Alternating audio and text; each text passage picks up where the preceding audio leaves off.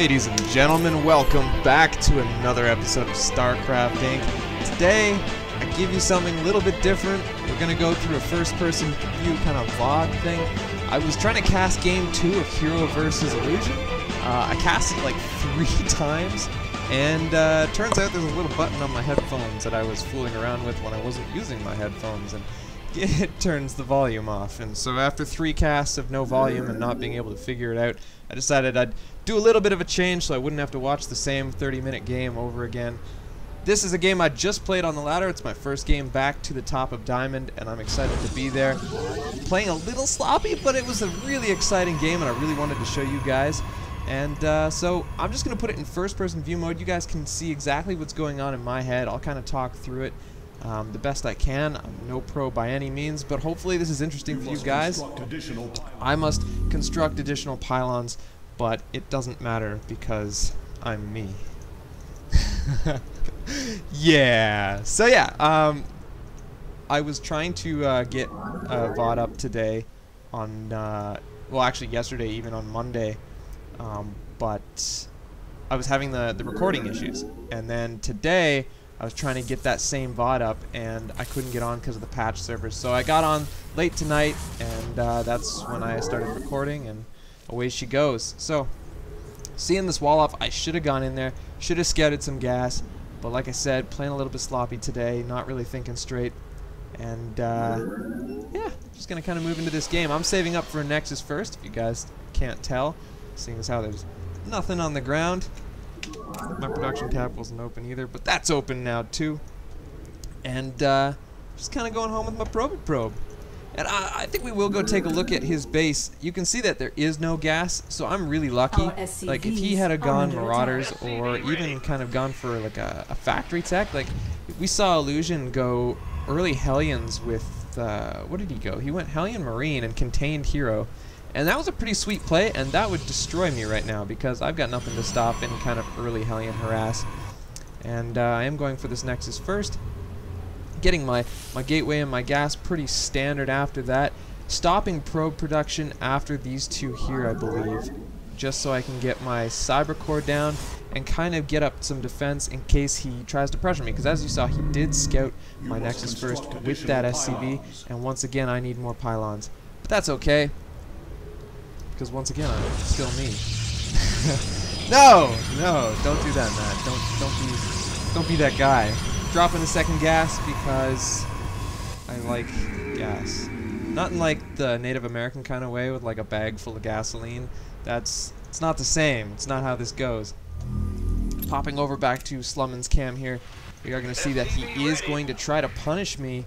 Look, getting this gas, gonna try to punish me hard. He's going 4 racks with gas.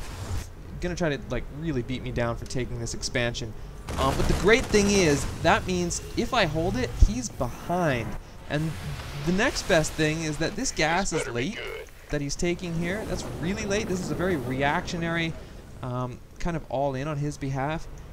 And it means that the pressure is not going to be nearly as strong as if he had intended this in the first place.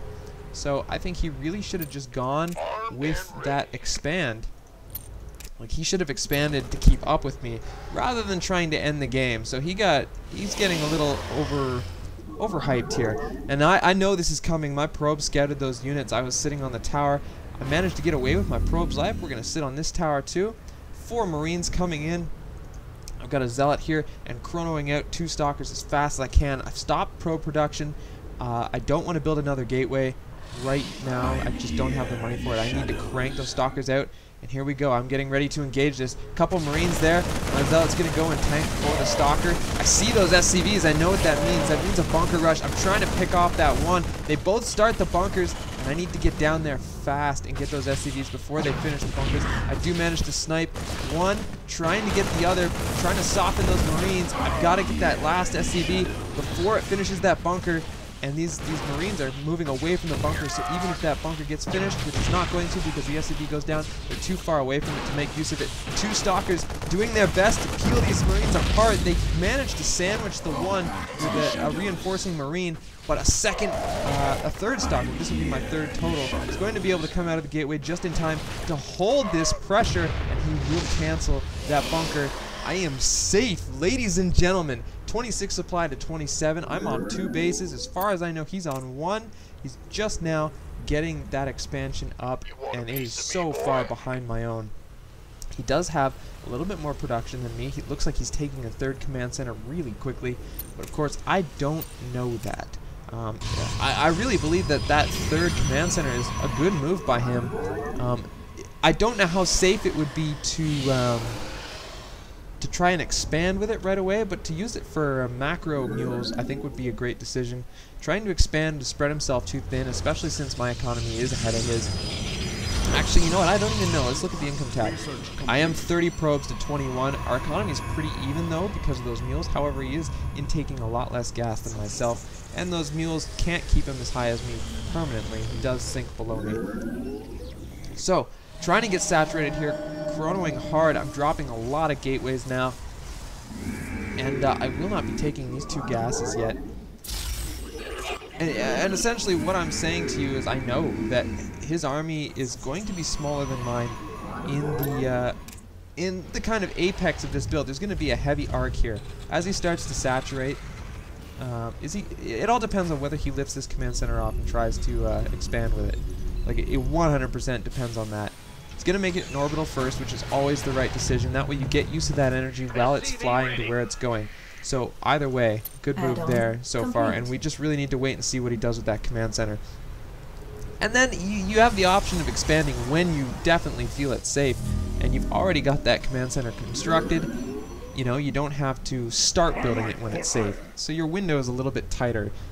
So just having that command center in your base, using the mules, have it when you need it, it's just fantastic. So always get those macro command centers if you can afford them. And so I am going for this really heavy gate pressure, chronoing my gateways, chronoing into supply block, of course. So once again, that rustiness that I was talking about, not playing as well as I could.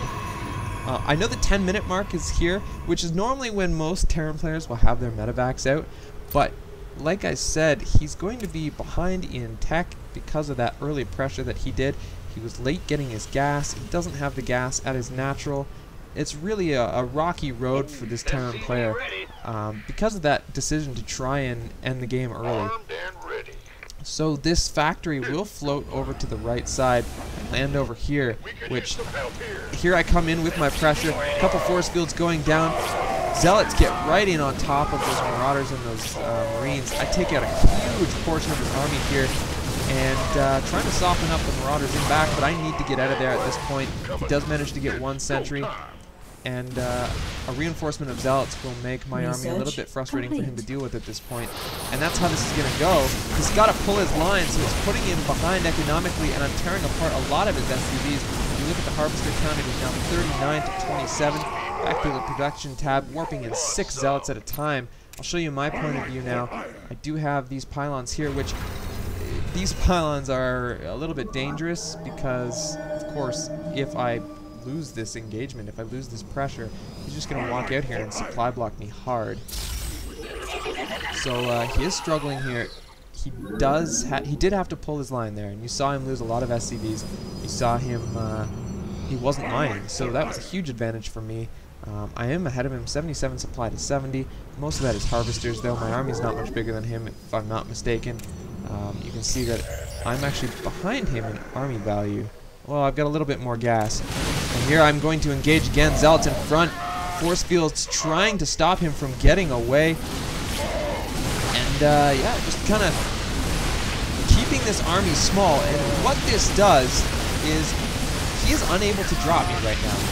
And I love that. That's fantastic. He cannot drop me because his army needs to be right here to defend. If he splits his army up, he's going to die. And because of the gateway count I have, if a drop does come over here, you know, I have 8 warp-ins, 8 cycle. So I have 8 gateways or more. I'm not even sure what I have here. 3, 4, yeah, 8. I have 8 gateways worth of units that I can warp in. So I have backed off, and look, he is going to pick apart these pylons, and that's painful. That is extremely painful. And let's flip over to his cam here. Ready for dust Look at off. this is beautiful. He's taking this expansion with this command center behind his pressure. He's going to be pushing out with all his units now. He's done damage to my supply, so I am supply blocked. He's blocking my third. He knows I have no third. If he lands his command center, he'll be in good shape. If anything, I would say that he needed to build this command center closer to its destination. But yeah. All in all, like, after his pressure, he's handled himself pretty well. He could have used a bunker or two, I think, and he would have held me off much more clean than he did. So I know he's coming. I've got, I did do a lot of chrono boosting of tech. After this pressure, I definitely switched hard into tech. You can see the army I have right now is not very big. His is definitely scarier, especially with those medevacs. I've got Archons in the mix. I've got one High Templar for feedback on the... this is a tense situation. I have to engage this properly. There we go. This is the choke I want. A couple force fields go down to keep him from escaping. And the Archons do so much damage. He's really Marauder heavy, so he's having trouble against the Zealots. He's having trouble against the Sentry. And that army was coming up pretty one-sidedly. And I will chase him down just a little bit to, you know, do any little extra damage I can, trying to get a medevac, but I didn't quite snipe one. And, yeah, handling myself pretty reasonably, I think. I do have a little bit of a fear of some sort of counter drop that he could have picked up and swung in this way, so I did warp in a cycle up here into my main. And, yeah. Trying to get my storm out because that's what I need in the next engagement. You will see me drop 2 robotics bays soon, I think. Not robotics bays, but robo facilities, because I do want to get I do want to kind of work towards Colossus here, because storm will only work in 1 engagement, and then Ghost should be out. So I do have to get on top of these upgrades here. I couldn't really afford it. As you can see, my money's low and I really need units.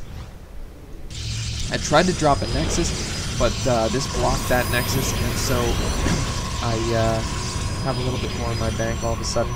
He does pull this this factory away, I think because he doesn't want me to kill it, I don't even know.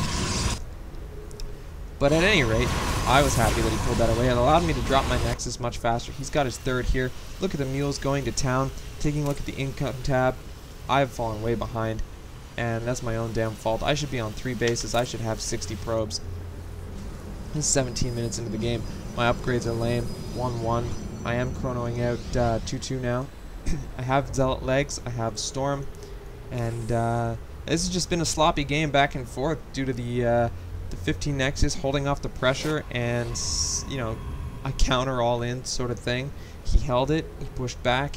I held that. So we're pretty much toe-to-toe at this point. Both almost mined out at the main. And he's got a bit of an advantage here because he is going to town on that third, and I don't even have mine up yet. I do a little bit of a probe transfer over to this third, and I start to push out. Now, there's a huge blunder here on my behalf, and that's that I didn't really get any map spotting. I didn't have observers around the map. Like, I'm just getting my robo facilities now, as you can see. I would have loved to spray observers all over the map, but I just never got the chance. And here we go. We're going to see him push into my third, which is just awful for me because I really need that third. And but I get his third too, so pretty happy about that. And because of the mules, man, he mined himself out of this main really fast. He mined himself out of this this second really fast. And so yeah. Clean kill there. I got to his third faster than he got to my third. So that's fantastic. That gave me tons of time to get back. I do get a warp in here of Zealots back at home. I get a High Templar in here. He comes in on top of my Zealots before the rest of my army is there, which is bad. What it did do is buy me a little bit of time. My army's trying to get up the ramp, but has high ground advantage. He gets on top of my Archons and my Stalkers before I can get there. I have High Templar that were in my main a while ago and get money storms down on his entire army. And a couple of feedbacks go down on the medevacs and soften them again on the count. I do try to get in there on the belt, but I want to regroup so I can get on top with my storms. The storm was down on the entire Marauder force. A couple of Zealots up front doing tons of damage. Marauders get stuck. A little bit of bad pathing there. Really shitty for him. And another ragtag force of bio over here picks off a pylon of mine. I wish I had a drink. I don't have a drink, and I really want a drink. My throat's getting thirsty. So, like I said, pretty toe-to-toe. At this point, I'm like broke. I have no minerals, so Colossus are out of the question. I've got to get this third up. I'm going to counterattack here because I have much bigger force than him. And he is going to try and take his third again as well. He's got a nice army here, once again. I've got proxy pylons here, which is wonderful. It's going to help me reinforce quite nicely. Once again, my army, like, High Templar are so goddamn slow. He's trying to snipe the High Templar, but he didn't quite get in. Storm goes down on nothing but my own units. That was an awful storm. And trying to storm ahead, thinking he was going to back up, but he didn't. Those storms are pretty damn nice. That storm is good. And I'm really pushing him back hard. And yeah, he's got pretty much nothing left at this point. Oh my god, I can barely talk. He does leave the game. I thought that was a pretty awesome game. I was pretty happy with it. He could have dropped more. I did drop some cannons to kind of try to prevent that. But yeah, he couldn't drop through the entire start of the game because of the pressure I was putting on him. But I think later he could have dropped a little bit, and he didn't during the mid-game. But ultimately, it was just his decision. I ultimately think it was his decision to try to all-in me at the start. But yeah, I was really happy with that game. I hope you guys enjoyed that. I'm SSN Incarnum. You're watching StarCrafting. Cheers, guys.